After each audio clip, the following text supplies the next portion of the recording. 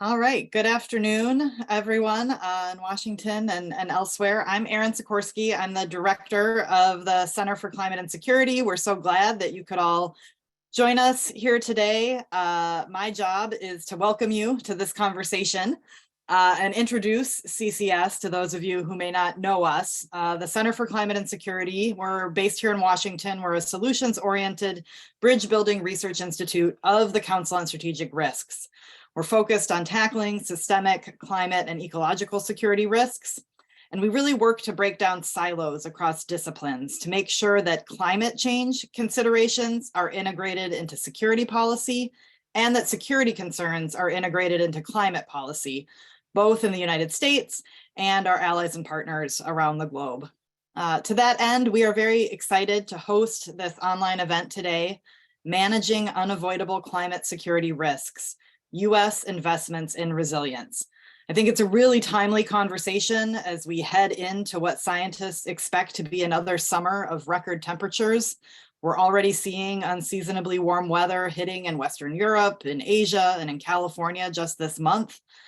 And this week, there was a new report out from the UN warning that the world is on track to go from about 400 disasters per year in 2015 to approximately 560 a year in 2030.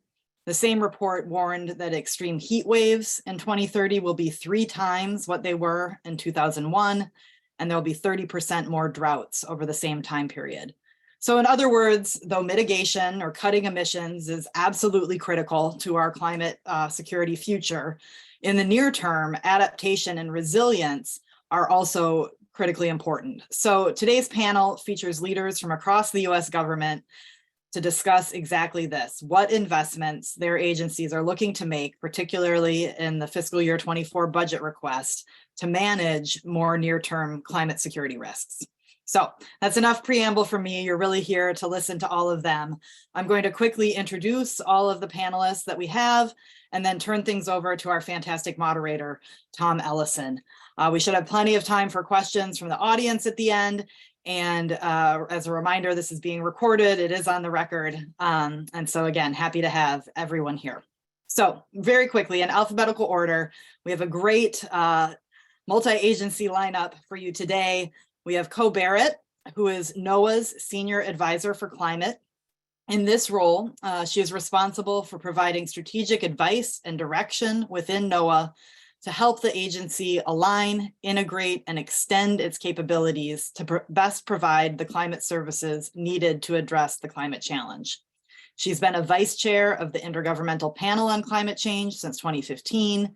She served as a lead negotiator for the US on the UN Treaty on Climate Change. And particularly, I think, relevant to this interagency conversation, prior to joining NOAA, she was the director of the Global Climate Change Program at USAID and oversaw climate activities in more than 40 countries in that role. Joe Bryan, here with us today, is the Department of Defense's Chief Sustainability Officer and Senior Climate Advisor to the Secretary of Defense. He previously served as Deputy Assistant Secretary of the Navy for Energy, where he was responsible for policies relating to the department's installation and operational energy programs. He's worked internationally on energy policy in some developing countries, and he also worked on the Hill as an investigator for the Senate Armed Services Committee, so he knows how the legislative sausage is made, if you will.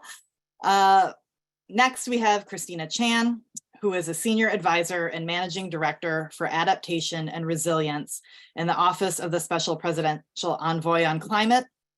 In that capacity, she has led interagency efforts to design and implement the President's Emergency Plan for Adaptation and Resilience, otherwise known as PREPARE.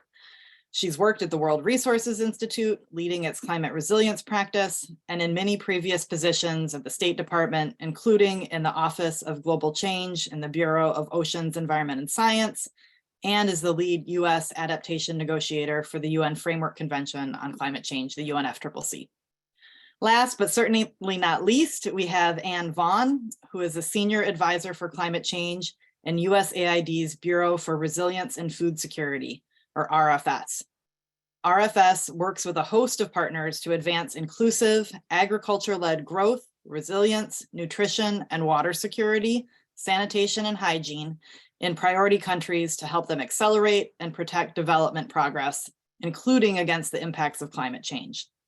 From this perch, Anne co-leads the implementation of the PREPARE program, which I mentioned earlier. Previously, she served in a range of positions, including as a field officer for USAID in Afghanistan, as a congressional staffer working on foreign aid appropriations, and as a Peace Corps volunteer in Nicaragua. And so as you can hear from those bios, I can't think of a better group of people working today in the US government to talk to us about adaptation and resilience to climate hazards. And I thank you all for joining us. I'm now going to turn it over to Tom Ellison, the Deputy Director of the Center for Climate Change, my co-conspirator in all of this, and really happy to have him moderating this conversation. So thanks again for joining, and I'm really looking forward to learning from all of you today. Thanks, Erin. As Erin mentioned, my name is Tom Ellison, Deputy Director of the Center for Climate and Security, and I'm also equally thrilled to be with such an esteemed panel here and looking forward to hearing their thoughts on this topic as we moderate things and get into a discussion. We'll have a moderated discussion amongst ourselves through about 3 o'clock, and then we're going to open it up for audience questions, which can be submitted via the Zoom chat function. But for now, I think I'd like to open us up with some initial comments from each of you on the question, which is just what are the most important climate security and adaptation components from where your agency sits and looks at these issues in this budget? And we'll go through in the same alphabetical order. So if we could start with Co Barrett on that question from NOAA. Sure. Thank you, Tom, and thanks to everybody for having me. Happy to be part of this panel with some good friends and colleagues. I guess I'd like to start my answer with some stats. Through last year, the U.S. sustained 341 weather and climate disasters since 1980, where overall damage costs reached or exceeded $1 billion. In 2022 alone, the United States experienced 18 of these disasters. And this is basically an average of $1 billion disaster every 18 days. Compare this with the 1980s, when there was an average of 82 days between these types of events. So we're really seeing a fourfold increase in very short amount of time, and a stark indicator that we are living in a rapidly changing world where we need a better understanding of climate change and extreme weather, and a robust set of tools to proactively build resilience to climate threats to allow us to save lives and safeguard our economy. So at NOAA, building resilience to these events and getting information and tools into the hands of decision makers is what building climate security is all about. And the FY24 President's budget helps us to do this, because the request supports NOAA's work to build a climate-ready nation, where communities, individuals, and industries all have the authoritative and actionable information they need to address climate impacts. And this includes, and actually emphasizes, vulnerable and under-resourced communities, and helps to ensure that our climate products and services are accessible and useful to all.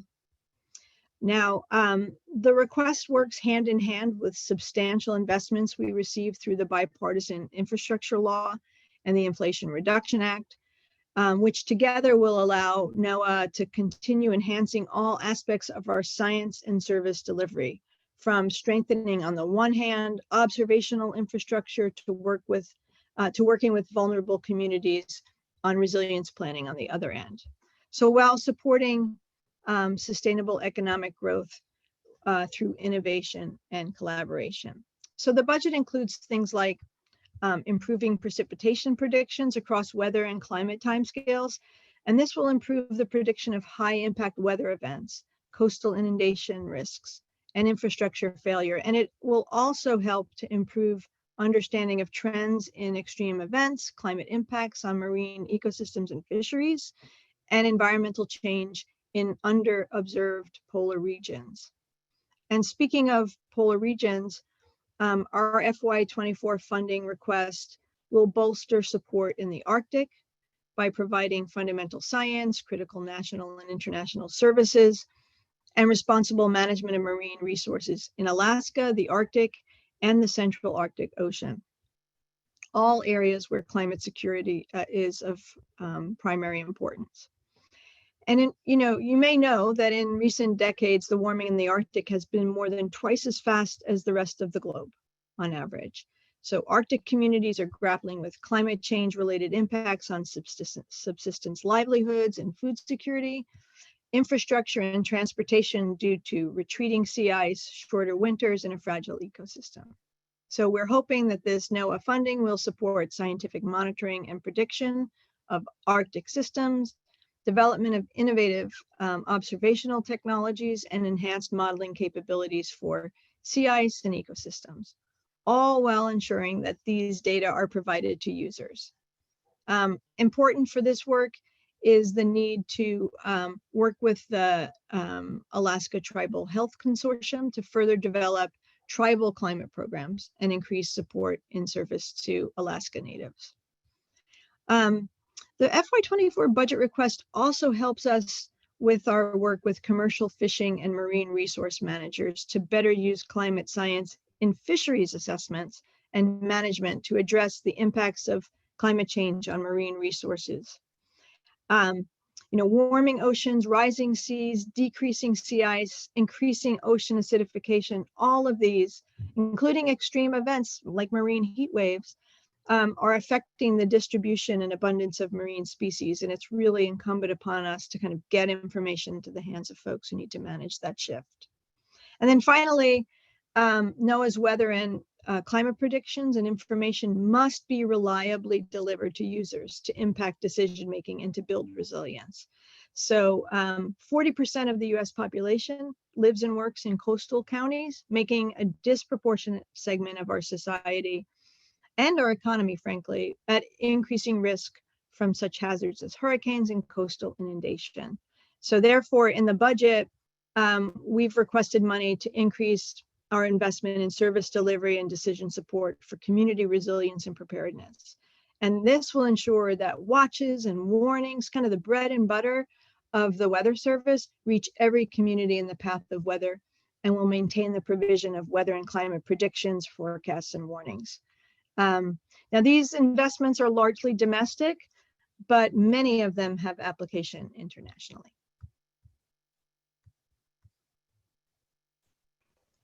Great, thank you so much. And I think it's fantastic that we have a representative like yourself from NOAA to have the perspective of the science agencies here, because that foresight and prediction capability is so important to these questions. I think I'll turn it over now to Joe Bryan from the Department of Defense for the same question. In terms of how the Department of Defense looks at climate resilience and adaptation, what are the highlights, the most important components of this year's budget from where you sit? Well, thanks, Tom. Appreciate it. Thanks for inviting me to be on the panel again this year. Always a lot of fun. But it seems like we always start off with a lot of bad news, and maybe that's just the way it's going to go with climate these days. And I think the framing comments that you and Co both offered about the number of extreme weather events that we expect to face in the coming decade and that we're facing even this year are instructive for folks as to why the Department of Defense cares about this and the potential impacts that climate has on security and why we're investing what we're investing. We think of climate impacts in two ways. One, it drives demand for mission, right? So whether it's humanitarian assistance and disaster response to disasters overseas, or whether it's conditions which contribute to instability, which give rise to potentially conflict. And DoD is, in both those situations, humanitarian assistance and in conflict, is often the department or the U.S. government's first responder, right? So the demand signal that increasing volatility in the climate and the increasing number of events and natural disasters is just going to drive demand for the force, right? On the force. The second thing is that we are also, Department of Defense, we have a lot of stuff. We operate out of installations in the United States and globally. We have installations which are impacted by climate ourselves, and our ability to respond to the disasters that climate is creating globally or contributing to globally. Our ability to respond to that depends on our ability to be up and running on our bases. I mean, you have things like Navy installations. It makes sort of sense that Navy's sort of close to the water, and that makes them vulnerable to things like sea level rise, and certainly to things like hurricanes, particularly on the East Coast.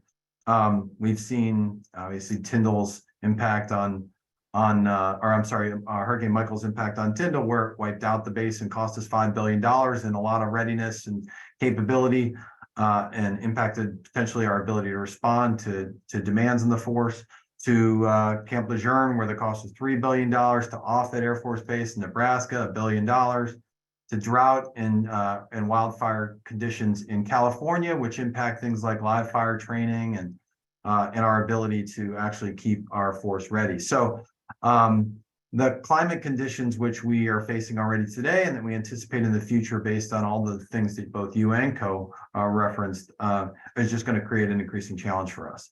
So with that, to talk about the budget, a couple of things that I think are important. One, we over the past few years have made significant military construction investments to increase the resilience of Department of Defense facilities to conditions, to climate conditions. So under our program, it's called the Energy Resilience and Conservation Improvement Program. It's a military construction program that helps make our bases and installations and buildings more resilient to the impacts of climate change, extreme weather, but also impacts on things like cyber attacks or even kinetic attacks on the electric grid. We know we face a threat environment that isn't limited to climate, includes climate, but isn't limited to climate, and our investments in the resilience of our facilities, particularly energy resilience of our facilities and critical missions, are really important to mitigate against all those risks. So over the past few years, we've significantly increased our investment in the URSIP program. So our overall investment in this year's budget for installation, resilience, and adaptations is about $3.5 billion. Of that, I think about $600 million is for URSIP, the Energy Resilience and Conservation Improvement Program. And what you'll see is that's, first of all, that's about I think a 3 to 4 times a factor increase over what it was a few years ago. Now that's reflective of the priority that we place on it. It's also reflective of conditions on the ground, and that we know we're facing a threat environment that we have to be prepared to respond to. And we know that there are going to be demands on the force that we can't respond to if our facilities aren't up and running. So I think our URSIP and installation resilience and adaptation investments are really important. There's another couple of investments that I think are also critical for climate security. And they're not huge investments, but they're important. And that is our investments in climate wargaming, in helping us to game out what we think the impacts of climate change are going to be in places that we expect to operate in the future. And so what does it look like in the Pacific, where we think we're going to be in business for a while? What does it look like? What do climate conditions look like in the AFRICOM AOR? How do we expect climate to contribute to instability in the Horn of Africa, for example? And I know that's been in the news quite a lot lately. So our ability to think about how we need to plan for a future force and the investments that we need to make are all, or should be driven or informed by how we see games playing out, whether those are for capability or whether they're for the impacts of climate on the force forward. So our wargaming investment, while it's not big, I think it's $10 million or so. That's a significant investment in that, and understanding what our risks will be forward. And then associated with that is we're putting money into people, which we talk a lot about buildings, we talk a lot about facilities and platforms, but it's really we need the people who understand these issues and exist in places where they can contribute to solutions. So in the combatant commands, our budget includes money for them to bring on folks who can help them understand the particular risks that climate change may pose to their missions.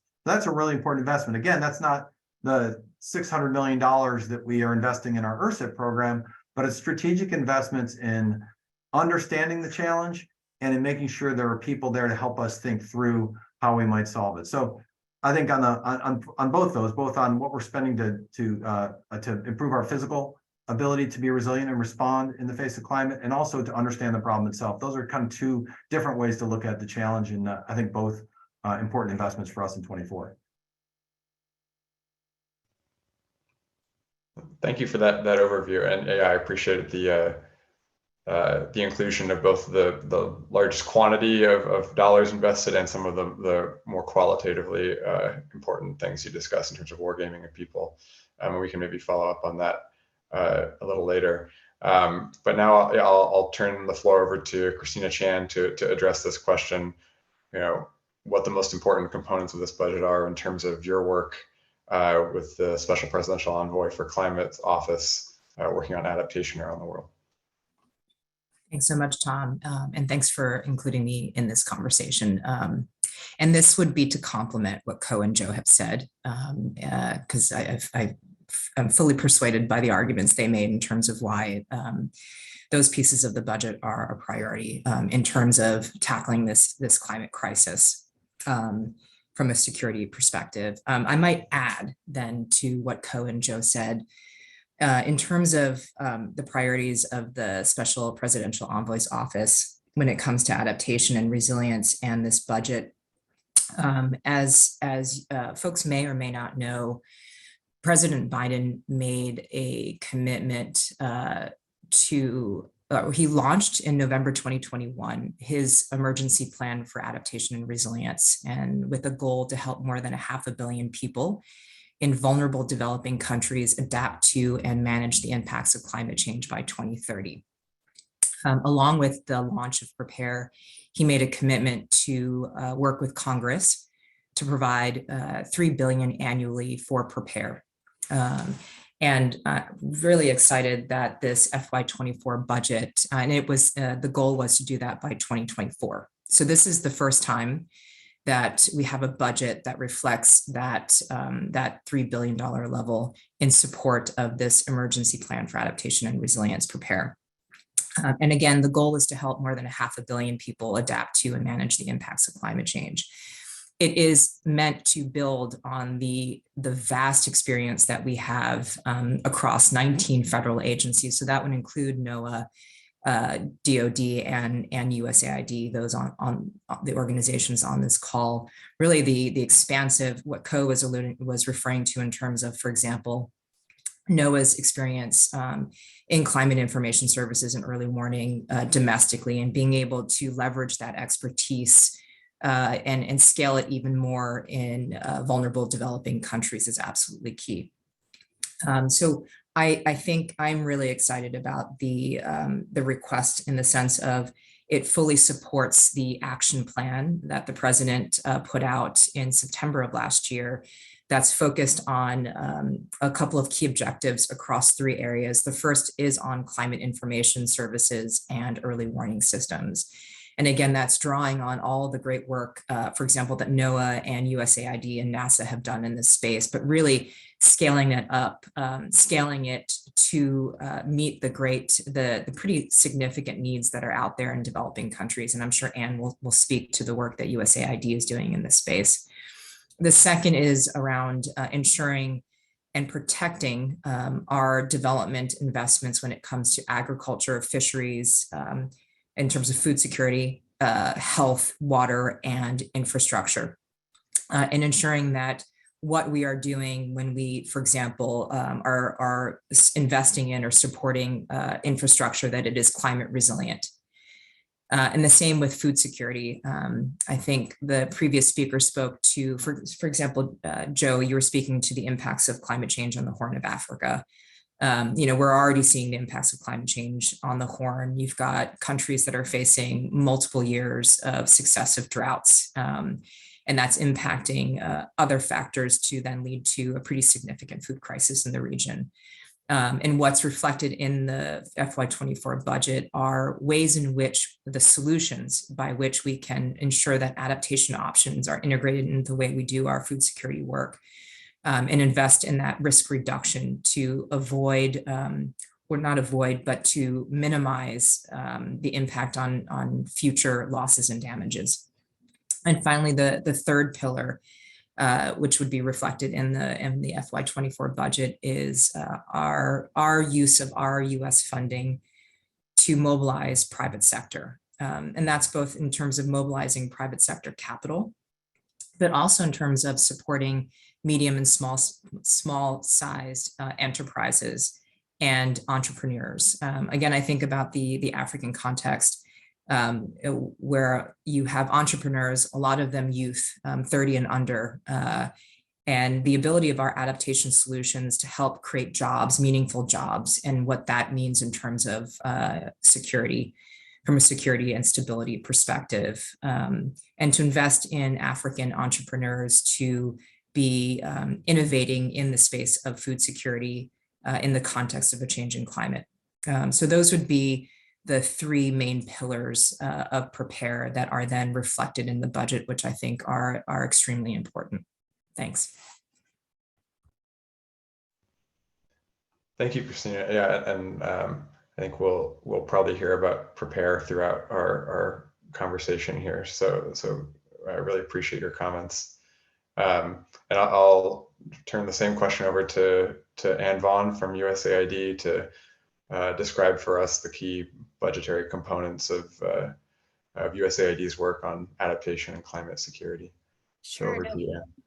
Thanks so much, and really a pleasure to be here with all of you and other prepare agency partners around the call. And I for Joe and DoD, the reference to war games, I think is just really important. The planning, which is having participated in one not that long ago, when you sit with DoD colleagues and have to think through, oh my goodness, what are the security implications in really deep dives into specific regions, from everything from migration to different impacts on food security. It's incredibly important. And I think it just really useful exercises for all of us to sort of think through in our day jobs. And at USAID, our day job is International Development Humanitarian Assistance. We're the lead agency for development humanitarian assistance for U.S. government, but proud partners in prepare. And so no surprise, strongly second everything Christina just said about the importance of the $3 billion across 19 agencies, importance of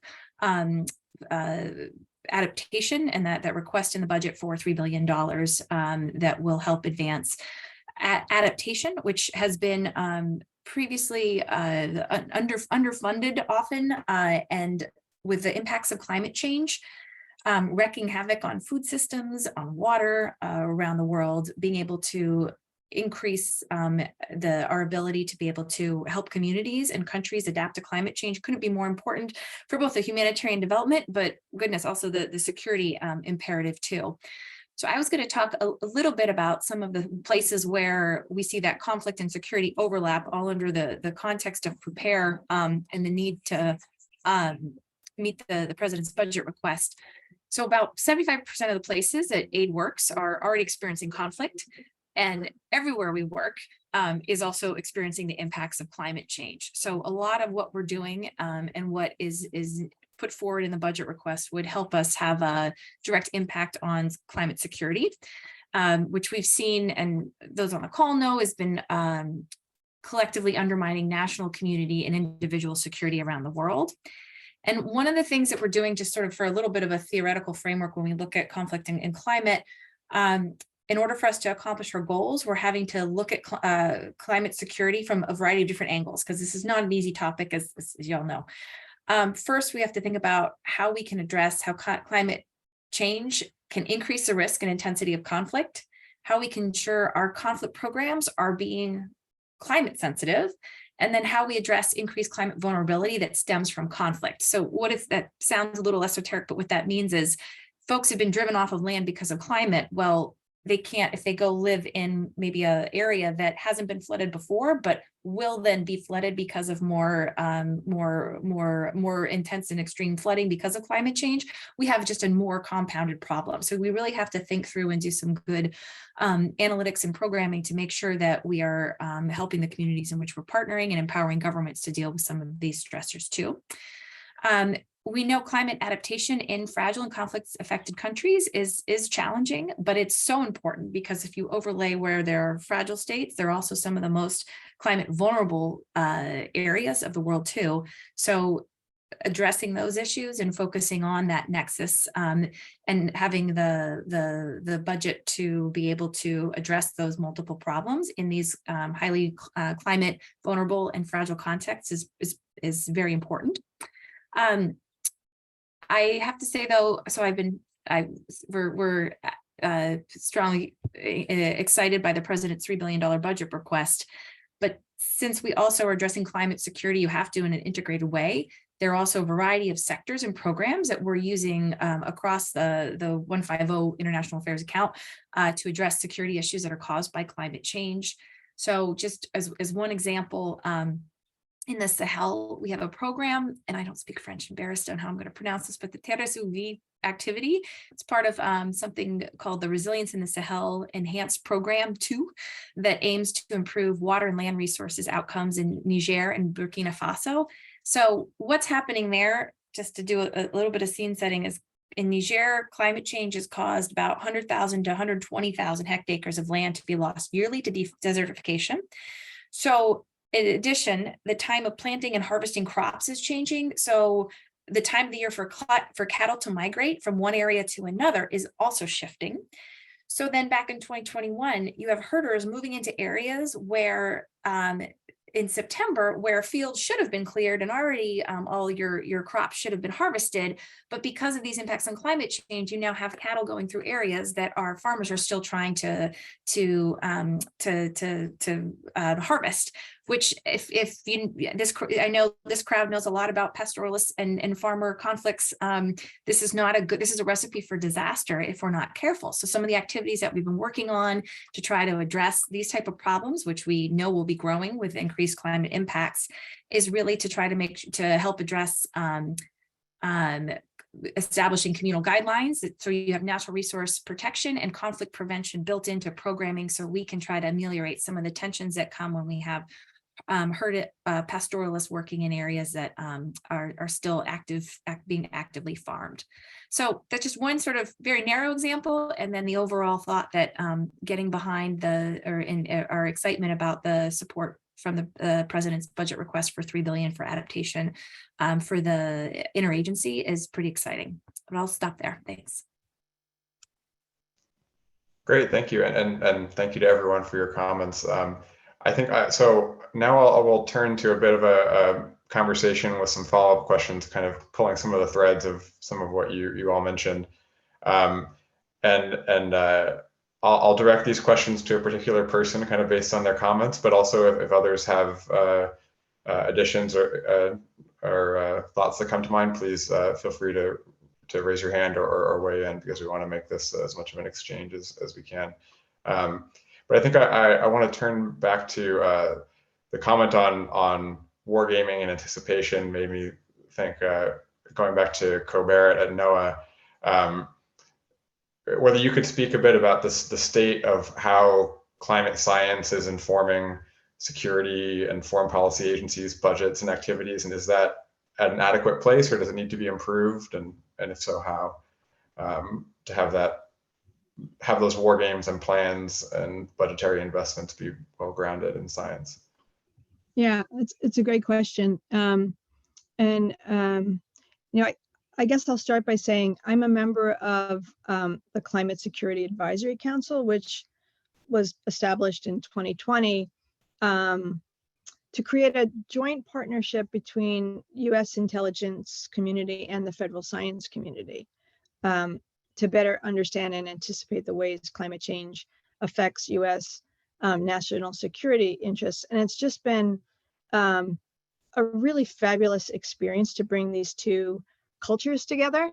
We meet at least monthly to kind of discuss the science needs of intelligence agencies, but also to help us as science agencies kind of understand the real world application of the science that we provide.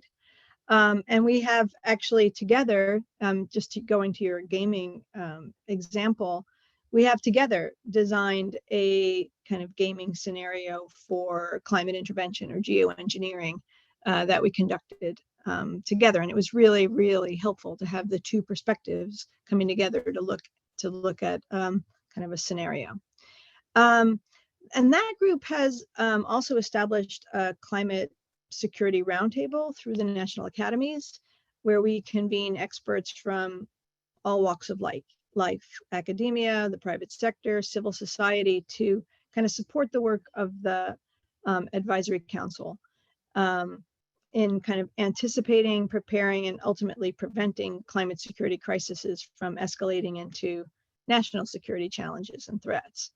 And honestly, just establishing these groups and building kind of a shared understanding and knowledge base, I think has been a major accomplishment. It's certainly my first introduction really to working closely with the intelligence community. And going forward, you know, through these two efforts, we are digging deeper into specific regional challenges and also key security aspects of the climate agenda that I believe will yield actionable information to help us increase resilience and manage these unavoidable climate risks. I just add one thing. I'd say on data to inform our wargaming, we have some, we're getting better. We need a lot more. So particularly on climate projections, we understand, look, the president said when he issued his climate executive order when he first came in, that we will integrate, he told us we need to integrate this consideration, climate considerations into all of our wargaming, our planning, our exercises. And so the Secretary of Defense followed that with direction to the department to do the same thing. That guidance is included in all of our strategic documents. And so we are moving out as a department in our combatant commands and in various parts of the services to go ahead and do that. And what we're finding is we have some questions. When you go into a game and you need to think about, okay, what does the future look like?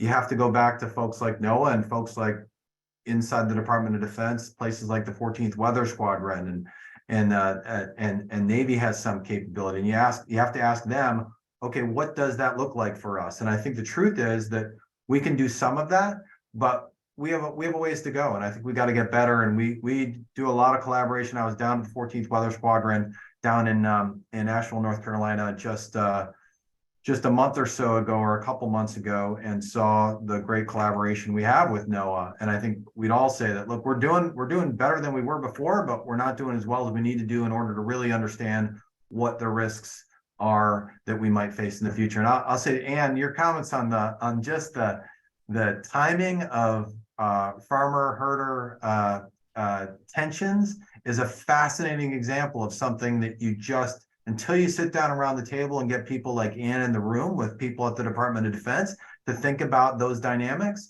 you won't be able to adequately understand the risk that you might face or the demands we as a force, at least in the Department of Defense, the demands that those kind of conditions might place on us in the future. So fascinating example. And on data, we're doing some, but I think Co can probably comment on this. We've got a ways to go. And if I could just jump in and say, like, we're learning from the interaction as well. We've learned through the collaboration that sometimes the kind of routine data and projections that we provide are not on a timescale that are useful to defense or to the intelligence community. And so we really, it's really an iterative process where we're learning from each other about ways to make, say, our science information more useful and in your kind of practical example. Great, yeah, thank you to you all. Yeah, so certainly a work in progress, but glad to see the some of the measures that the CSAC and the Climate Security Roundtable and these wargaming efforts going on.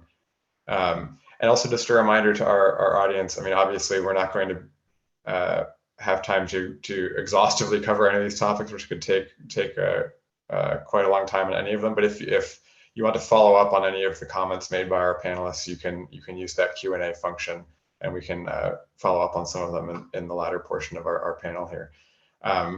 I think I might turn the next question to Christina.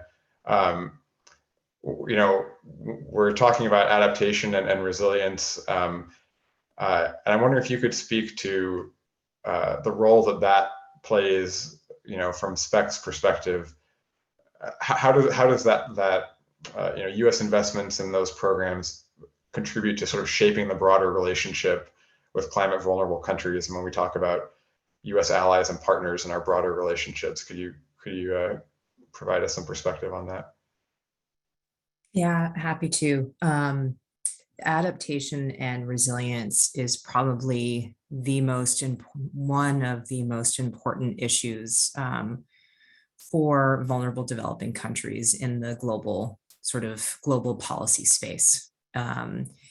When I talk with our regional climate officers at the State Department, when we have conversations with our desk officers here in DC, or with our colleagues in post and embassies, what they're hearing from their partners is requests for support on adaptation and support for dealing with the impacts of climate change. Our ability to provide that support and to be visible in providing that support makes a significant impact in the global policy space. I just want to give one example. I was with, we had a fairly large and high-level delegation to the Bahamas a couple of months ago for a CARICOM meeting. It was when the government of Bahamas was taking over leadership of CARICOM. And I mean, the appreciation of our support on climate adaptation and resilience was pretty significant. And the Caribbean islands are an ally of ours when it comes to pressing major emitters to do more to do more in order to keep the 1.5 degree goal alive. So I just want to say how important it is that we are there and we are providing that support to vulnerable countries on adaptation and resilience. It makes a huge difference in the global policy space.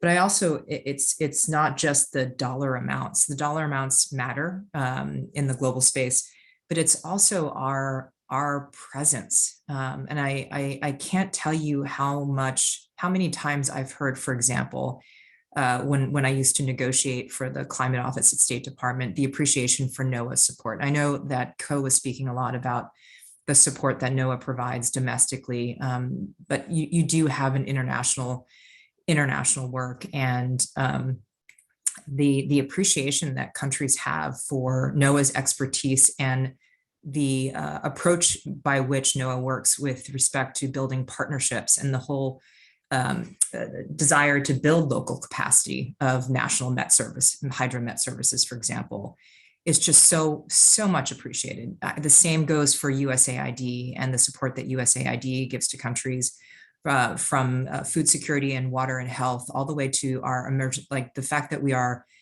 the world's largest humanitarian assistance provider is in the context of the emergency response and recovery, and that piece of climate change does make a huge difference. And when we're not there and we're not visibly there, it makes a difference as well, which is why I'm just, again, so glad to see that the FY24 budget does reflect that commitment to ramp up our support for adaptation and resilience in vulnerable developing countries. Thanks. Yeah, thank you, Christina. And maybe that would be a good transition over to Anne. Could you speak a little bit more from USAID's perspective on especially sort of the balance between focus on near-term resilience and adaptation and then longer-term emissions reduction mitigation type programs? Sure. Let me, we just had Earth Day last Saturday. And that was a year anniversary of the release of our climate strategy, which we're pretty proud and excited about, because it tries to do both of those things.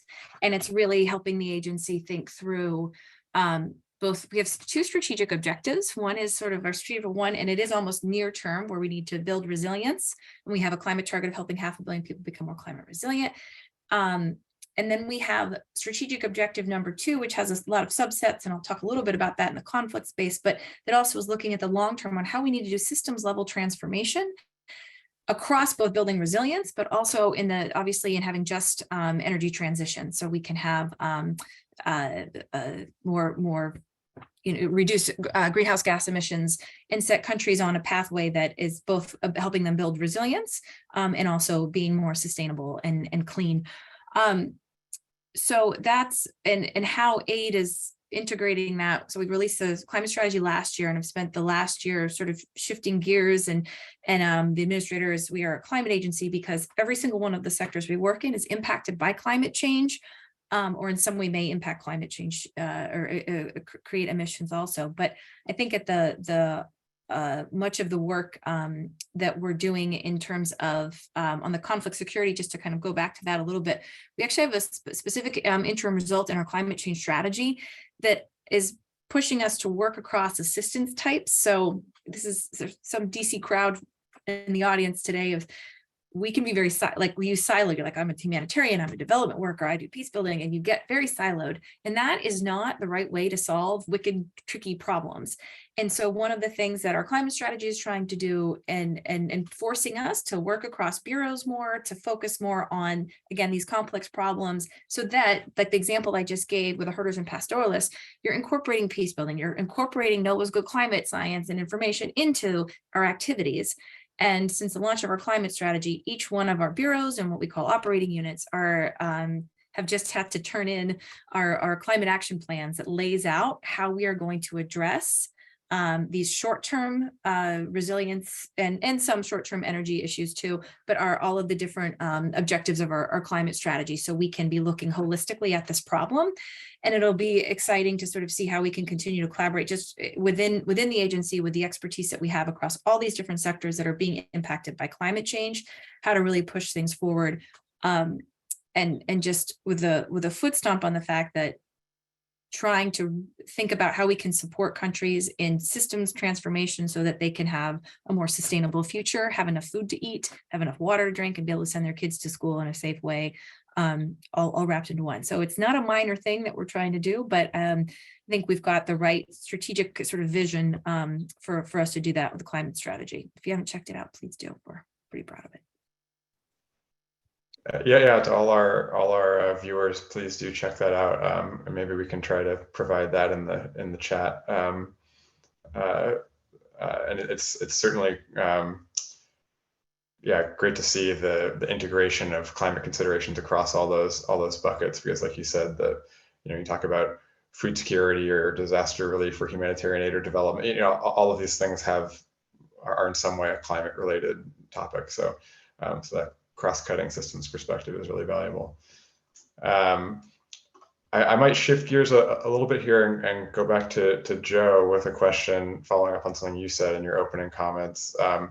You were mentioning some of the investments in energy resilience and how that has sort of co-benefits for climate hazards and extreme weather, but also cyber attacks or other types of threats. I'm wondering if you could speak more broadly to given the DoD's #1 priority being its mission, its operational capabilities, some of those sort of co-benefits between climate adaptation and mitigation and broader mission considerations.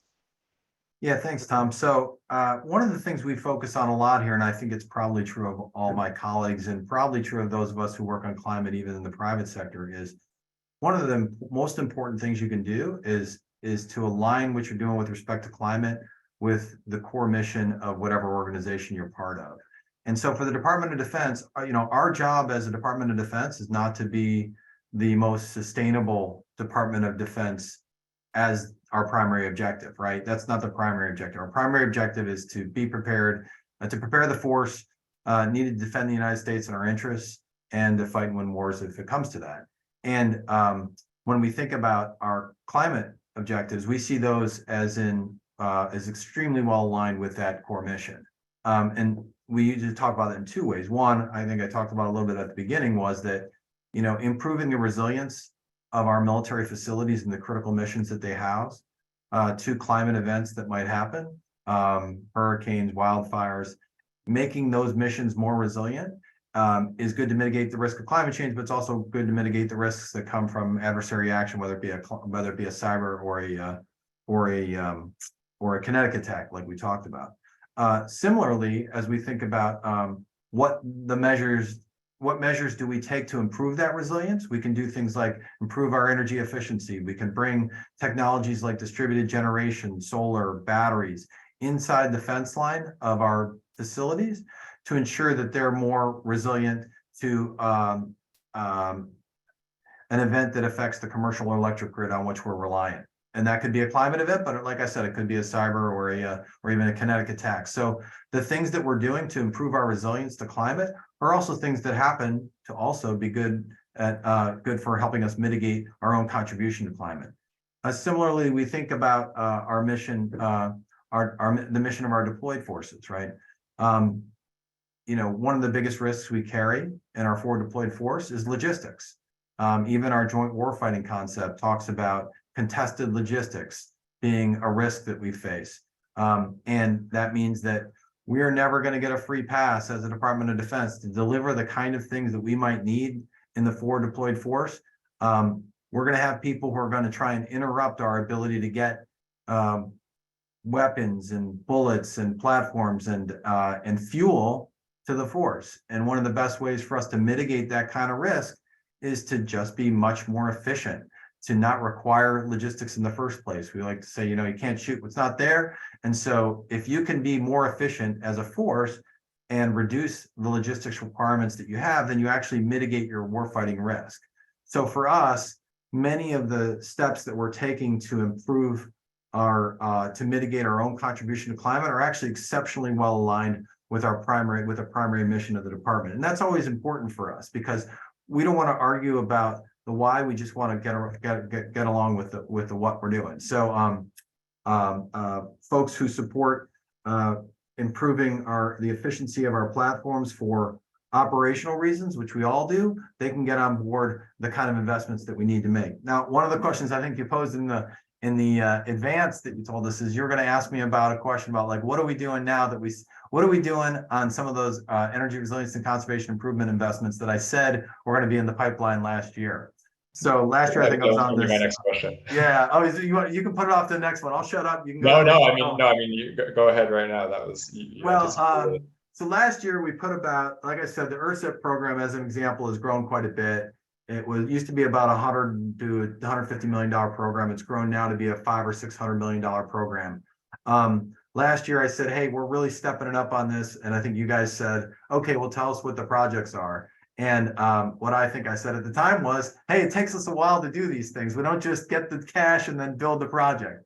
So I'm happy to say we're further along than we were last year. And we have a whole host of really good military construction, energy resilience projects that are going to help make us a more resilient force, that are going to make us a more capable force in the face of some of the risks that we have. So few projects that are in the pipeline, ERSIP projects in the pipeline, Vandenberg Space Force. I'm looking at a list right in front of me, Vandenberg Space Force in California, a big ERSIP project to microgrid with backup power. Super important, really interesting.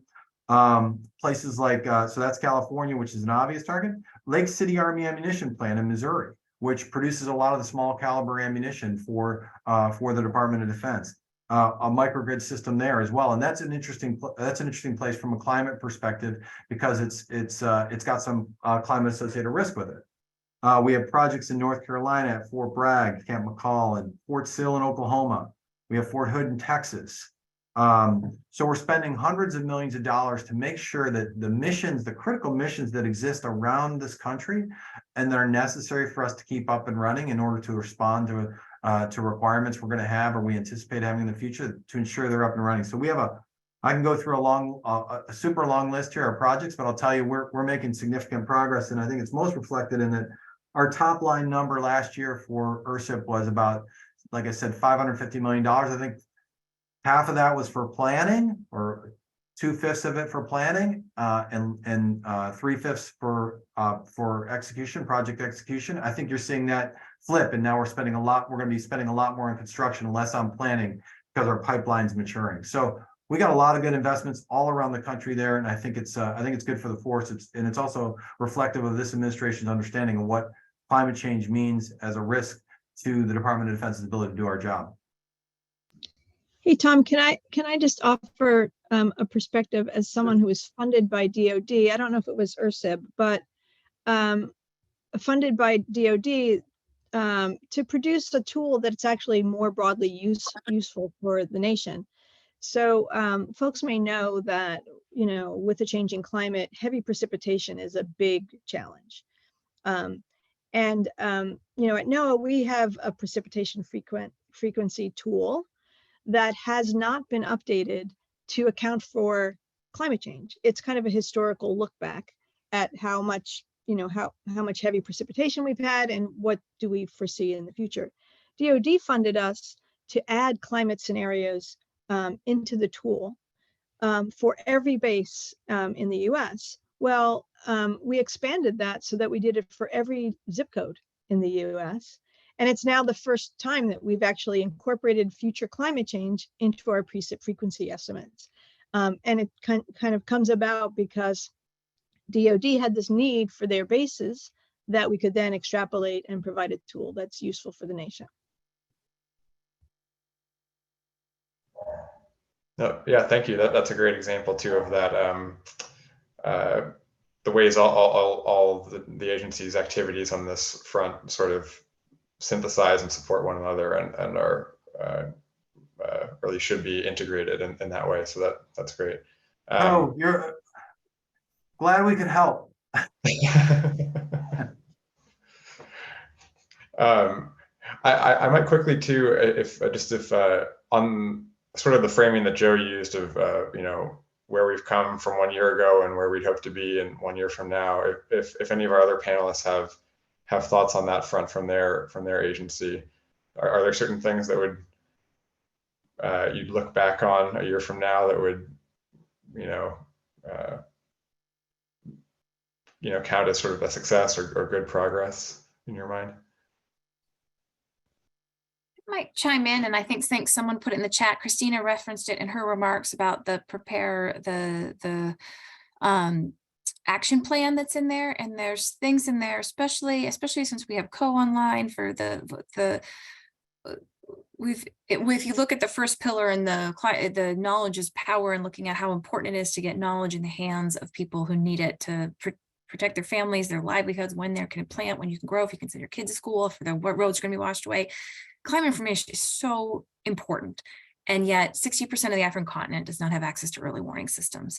The UN Secretary General put a call out, last year now, that said we need early warning for all, which is pretty revolutionary. We are very lucky and to have early warning here. You just look at your phone and it's cold, if you put your jacket on your kid before they go to school. 60% of the African continent does not have access to that type of information. And the Prepare Action Plan highlights that we are, as a government, getting behind that call, and it needs a host of agencies to work on this. We really at AID, we're really wanting to, how do we get it down to local levels? But you need the information from the satellite, from our NOAA friends, from our NASA friends, and State Department needs this, and WMO. Like it is a many cooks in the kitchen to address a problem that can be pretty thorny. If it was easy, everybody would already have access to this information. It's not. It's complicated, but it is critically important for dealing with a world that is getting much more volatile and with more extreme weather coming down the pike too. So I think I'm sort of flipping your question a bit. I was excited about that last year. I'm excited about the advancements that we will make in that as we go forward. And then one plug. In 10 days, we will kick off the Agricultural Innovation Mission for Climate Summit in DC. That's the US government and the UAE co-host with about 40 other governments. And I think we're over 400 partners now from across private sector and civil society that's working on increasing investments in climate smart R&D and innovation for climate smart food systems. So being able to, and we've already mobilized $8 billion and we hope to get more by COP. And I'm hoping that that's something that we can look for, because we need to be able to have and empower farmers around the world with the right type of tools and technologies to be able to grow food in the future. And we also know there's a pretty big food security issue is also a human security issue. So important for broader human security. And when we talk about conflict and climate. Over. Tom, if it's okay, I wanted to jump in and add to that. I think it's in addition to sort of the point raised earlier about the gaming and just better connections between climate information science and the security side and the intelligence side. I really do hope that a year from now, we are also much better at monitoring and evaluating our programs. So one of the things with adaptation and resilience, right, is you're trying to prevent or minimize something. You're trying to minimize and prevent insecurity and instability, which then makes it really hard to, I think, from a results to show that you have that your investments in early action have prevented bad things from happening. But I think we need to get better, not just the US government, but the broader adaptation and resilience community, to having the evidence base to show that these investments do contribute to avoided insecurity and an avoided instability. And specifically what is working and what's not in terms of our programming and why. I do hope that in a year from now, we've made some progress on that front, just from an accountability perspective. Yeah, thank you for that perspective. And that actually, this is maybe a good transition into our audience Q&A portion. So if our viewers have more questions, I see we have some in the chat already, but please get those questions in for our panelists, and we'll offer them up for discussion. But one that what I do see here that sort of resonated with me from your comments, Christina, was someone asking a little bit of the flip side of what you were just talking about. Are there food or climate resilience activities that are already sort of proven case studies or best practices, or that could be more broadly applied, or lessons learned for other locations, or to your point earlier, are we still sort of figuring out how to measure those things? I was going to, there was one of the questions at the top was to me about what does adaptation in developing countries look like. So I was going to take that one, and I'm sure. Yeah, please. Anne has a lot to say on the food front. We are right now, hopefully at the tail end of finalizing a report on Prepare. And we'll share that when we do have it in final production. But I thought the question was great in terms of what are we talking about when we're talking about adaptation in developing countries, and pull some examples from this report that will hopefully be released soon. The first example is one actually from the Millennium Challenge Corporation, MCC. And it's an example of MCC's work in the Philippines. They worked with the government of Philippines to construct 2 climate resilience codes, a major road in the Philippines. The types of adjustments they made in the construction of that infrastructure included permeable pavement that could absorb floodwater, and wider culverts, for example, to withstand what the Philippines knows is a risk to flooding, which they face on a fairly frequent basis. When Typhoon Haiyan hit in 2023, that road was one of the very few in the area that was hit by the typhoon that withstood the typhoon. In fact, not only did it not get destroyed, it was actually used to divert floodwater away from the capital city of Manila, and also used to provide humanitarian assistance when all other roads were impassable. After that, the government of the Philippines decided to take the example of that road construction or that infrastructure construction and apply it across the board as part of their standards in developing infrastructure. And that has significantly reduced the scale of need for humanitarian assistance. Another great example is from USAID. It's a one from Pakistan. There was some major, we're all, I think, still remember last year, major floods in Pakistan that put 1/3 of the country underwater. But there was also a major flooding in Pakistan in 2010. And USAID partnered with the government to build climate resilient schools, about 109 schools. And those schools withstood the major flooding last year. And not only did they withstand it, they were used as part of the relief and humanitarian assistance and recovery in order to resume education as quickly as possible. So those are just two examples, one from MCC and one from USAID, of the type of work that Prepare builds upon and the kinds of adaptation programs where we have demonstrated results, just because we've seen, the proof is in when the next disaster comes, is the stuff that we're doing actually withstanding those shocks. Thanks.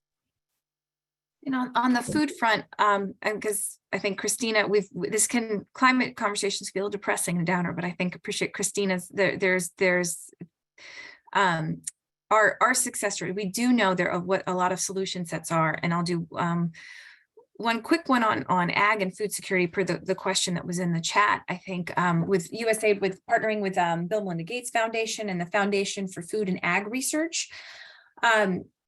So with partnership with them, we've helped farmers take up a climate resilient maize seed, which when you look at this seed, when it's grown in another that is not climate, that isn't climate resilient, drought resistant, the difference is pretty stark. You can just see it in how much yield, it's the difference in yield. So it's basically this seed helps produce in farmers yield by 25%. And just in the last year, 2022 alone, we think we've had benefits, helped this partnership in pushing the seeds out in partnership with private sector actors across 13 plus countries in Africa. We've helped probably reach 44 million people with this improved seed, which is pretty exciting in a year when we've had Putin's unjust invasion of Ukraine that has taken a huge percentage of the calories off of the world market, thanks to that conflict. So just one example on that, and then a lot of really exciting work we're doing around in food loss and waste. Our EPA and USDA are doing some great work domestically on this, and then overseas we have many of our missions are stepping up to look at how we can reduce food loss and waste. We lose about a third of all food globally, either before it gets to market or even wasted at markets in many developing countries, or you throw it out at home. And considering the high levels of food insecurity we're facing in the world, if you can close some of those gaps and figure out exactly where there are problems in the supply chain, you can have a pretty significant impact in both food security, nutrition. So there's more kids more food in kids' bellies. And then we just worked with IFPRI to do a study that if you can reduce food loss and waste by about half in 3 countries we studied, you could actually increase GDP by 1% to 2%. So it's that much of an impact you can have. All of that is the co-benefit is when you don't have food wasting on the side of roads or in landfills, you decrease methane emission. So there's a lot of these quadruple or triple wins that you can have that help advance sort of human dignity, food security, climate, you name it, if we think a little bit holistically about how we're doing things. Over. Definitely, yeah. Thank you for those examples, and obviously those those food security investments also coming back to defense and Joe's point, help reduce the demand for disaster relief or potential conflict that might be, draw in U.S. military resources. So, yeah, I think I might turn it to another question we have in the chat on a slightly different basis, and this one will be for everyone or anyone who wants to answer it. But a question on the people component and the need for kind of I'll paraphrase the question a little bit, but how do we address sort of the need or potential gap for sort of a climate and climate security smart workforce in terms of hiring and bringing in the right skills and making this sort of a core part of people's duties as opposed to more of an additional duty or an extra credit type of responsibility. Well, maybe I'll jump in, Tom, and others can follow. I mean, it's really clear that as federal agencies, we can do a lot to incentivize the knowledge base and to build examples of the appropriate application of climate solutions. But what it's going to require is just really an army of practitioners who are working in communities. I mean, just in the US alone, there are more than 30,000 communities, all of whom are facing some climate challenge in one form or another. And I think the research is pretty clear, and the AID examples are really clear, that when you have folks who are trusted in communities or who have a long-standing presence in a community, they can be much more effective than a consultant flying in, and looking to, affect a solution. So with that in mind, we just need a whole, cadre of folks who are trained up, who can work in these places and really provide kind of the interaction between what the community needs and what exists that can actually support resilience and adaptation. So I think that means, integrating into curricula in, universities and a whole host of, training programs that are specifically geared towards building those skills. Tom, this is Joe. Our personnel and readiness team here at the Department of Defense has done some really good work on trying to understand the workforce needs around this question. And I think the way they've approached it is, one, they've taken the pulse of the Department of Defense's workforce across the services, the department, all different job types, military and civilian, to determine what is the basis of knowledge on climate and how relevant do you think climate is to your job. So what we don't need is, we don't need everybody in the Department of Defense to be an expert on climate change. But what we do need is people whose jobs are impacted by this, to understand what those impacts are today and might be in the future. We need them to understand how to integrate what we know is coming in current and future conditions into what they do on an everyday basis. If we're putting out strategists, defense strategists, they ought to know that and understand that there's a global change happening here at scale that's going to impact our ability to operate around the world, the ability of our platforms to operate under different conditions, the ability of our soldiers, sailors, airmen, Marines, guardians. What kind of equipment are they going to need? It could be a lot hotter where they're going to be. Is what we're buying today going to be okay for those future conditions? And so we don't necessarily need everybody in the Department of Defense to understand the complex science behind climate change, but we ought to understand, each of them ought to understand if climate is impacting what they need to do as part of their job to make us the best force in the world and to keep us in the position that we're in. So I think that our personnel and readiness team is doing some really good work on understanding not only what the level of current knowledge is and where that resides, but also where are the injects within the professional military education, for example, where you might want to provide people some information that's going to be relevant to the job that we as a Department of Defense and the military service are going to ask them to do. So really important work. It's tough slogging. I mean, there's a lot of groundwork here to be done, a lot of trying to understand what people's level of knowledge is today and what it is that we need to help them understand better so that we can just be better at our core mission. Over. Can I also jump in, because I love this question? I think it's so important. And just say that I think in our ideal goal or our aspiration should be that those in jobs where climate is impacting their sector or their issues, that it becomes something that's mainstreamed. And so it's part of people's day-to-day jobs, right? Thinking about using the infrastructure examples that I gave earlier, that it's just part of any education of any engineer or anyone working in infrastructure.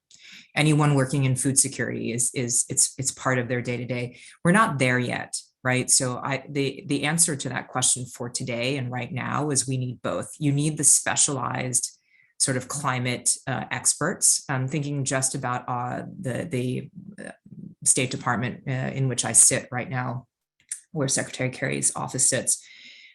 We have a specialized climate team, and that specialized team is absolutely critical because that's where we bring in the climate expertise. But what we're seeing in the Biden administration is an effort to really and meaningfully mainstream climate considerations across the department. You have the Bureau for Populations, Refugees, and Migration, for example, now hiring in a climate team. So not only working closely with the specialized functional climate office, but actually building their own capacity, because they will have the expertise on that nexus between migration and displacement and climate change in a way that our functional office would not. So I think it's both as we kind of aspire to get to a place where it is fully integrated across the department. Definitely, yeah. Thank you all for your comments and that Christina. Yeah, Christina, the need for kind of that transitional period involving both climate specialists and that mainstreaming is well taken. I think I might move us to a question that was about how the U.S. is responding to the security impacts of climate change in terms of assistance to allies and partners, and specifically security assistance. So how are DoD and Department of State cooperating using their respective security assistance and cooperation authorities to assist allies and partners with the climate resilience of their own military forces or installations? And how does that overlap or not with PREPARE? Where does PREPARE sit in relation to that?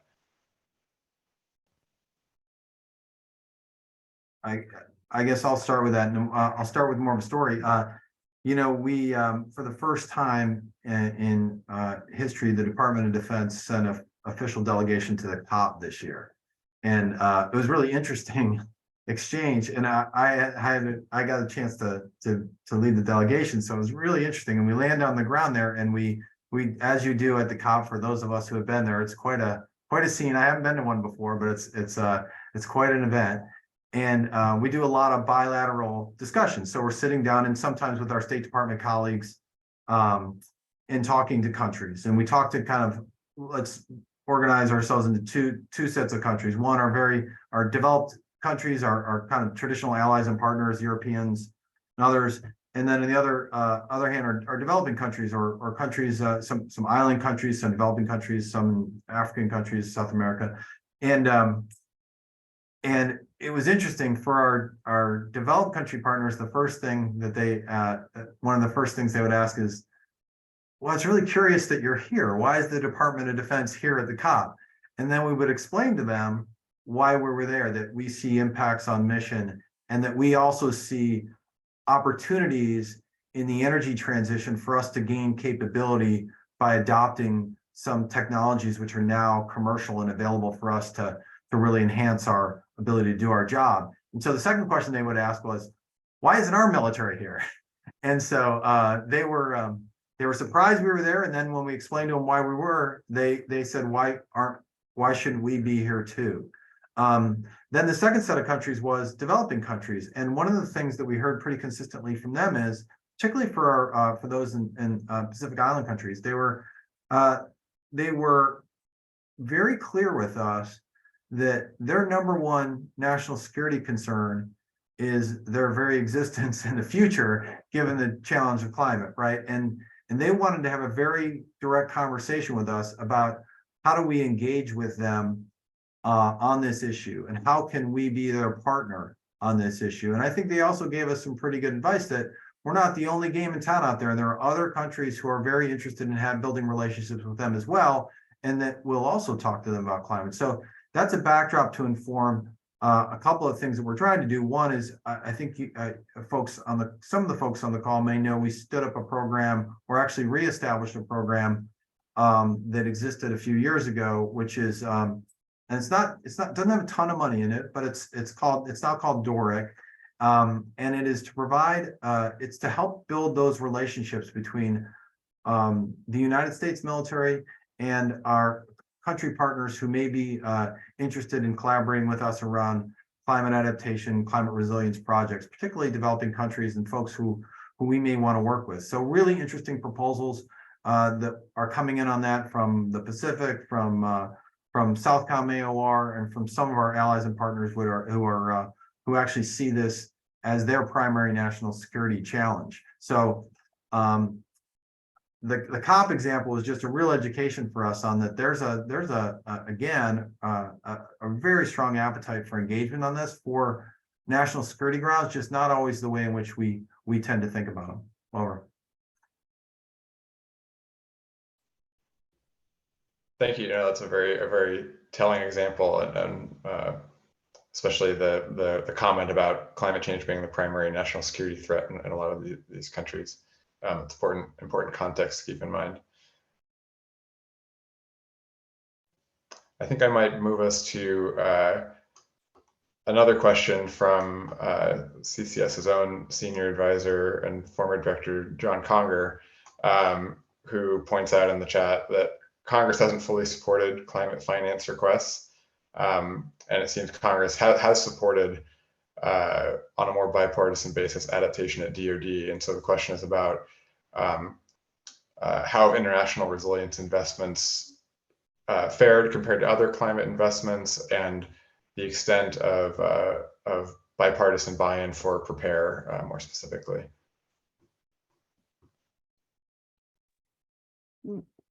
I could take a stab, but Christina should also chime in. But John, good question, and nice to hear from you. I think how the budget request frames it up is it addresses a real problem that we're trying to solve, and again, that climate change is impacting us across every sector.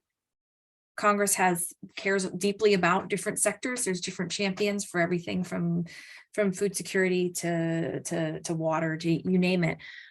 So I think in sort of laying out the impacts that climate change is having across these sectors, and very much to security, and the really significant security concerns that we're facing now as we speak, and will only be exacerbated in the future.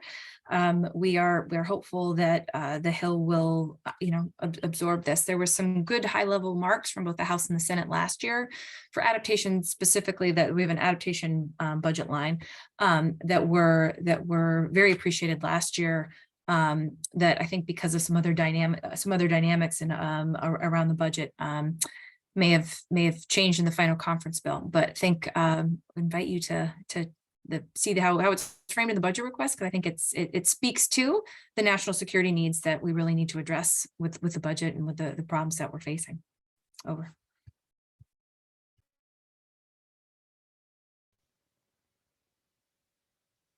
Thank you, Anne. Were there others that wanted to speak to that question, or could move on to another? I'll then move on to another question here, which is a specific geography question from Trisha Pereira for anyone. If there's specific examples of how climate-related instability in Afghanistan, Ethiopia, or Nigeria impact U.S. national security interests that come to your mind that you'd like to discuss.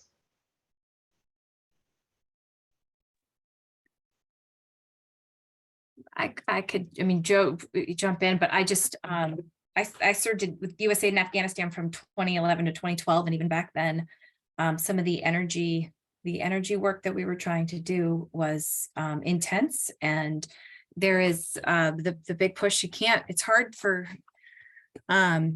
so just in the South down there, huge climate impacts, the droughts that are happening and have happened. I don't know this in 2023, but in previous years, the drought and the food security situation that's being exacerbated by climate change in Afghanistan is very significant. That has rippling security implications that I'll leave to my security colleagues to chime in on. But I think if you look at Ethiopia and the Horn of Africa right now, we've had 4 consecutive failed rainy seasons. Excuse me, we're going on 6 right now. We're in the 6th right now. It started in April and it'll go to June, where we're just, rainfall is a lot, much worse. And the implications of that, I think thanks to generosity of Congress, we've been able to respond to help, I think, ameliorate some of the most, some of the worst impacts, but there's still children at risk of famine, and IPC 5 it's called, in famine in some regions in Somalia, and it's just not getting any better. And I think when you see that instability in the Horn, again, I'll let my security colleagues speak to that, but it is a dire food security situation. That though there are also, I think she might have also asked a question about what things are successful.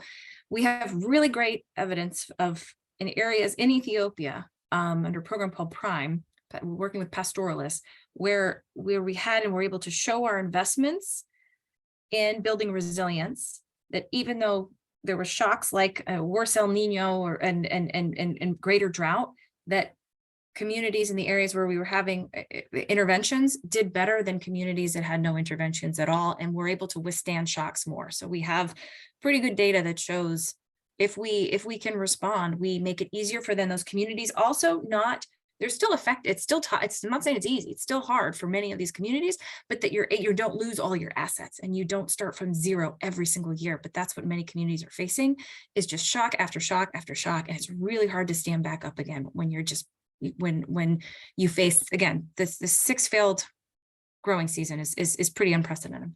Over.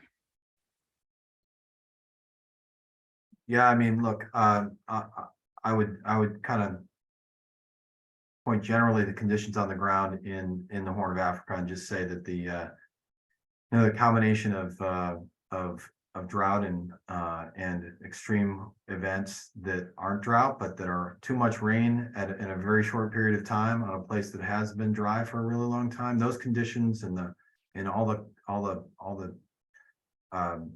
the factors that are contributing to potential conflict between herders and farmers is without commenting on like what are all I can say is those conditions aren't great for future stability in the region. And anytime there's instability, particularly in a region like the Horn of Africa, which has an interesting geography to it, and is near a lot of other places, I mean, that can never be good, right? It's never a good situation when you have a broad region like that so impacted by these kind of events, because they're already struggling with things like very challenged governance, poverty that existed before climate became a problem, and a whole host of other factors that contribute to a situation that ultimately, if it rises to conflict, the Department of Defense is often forced to intervene. So I would just defer to Ann's description. I don't think the situation on the ground is great from a climate perspective.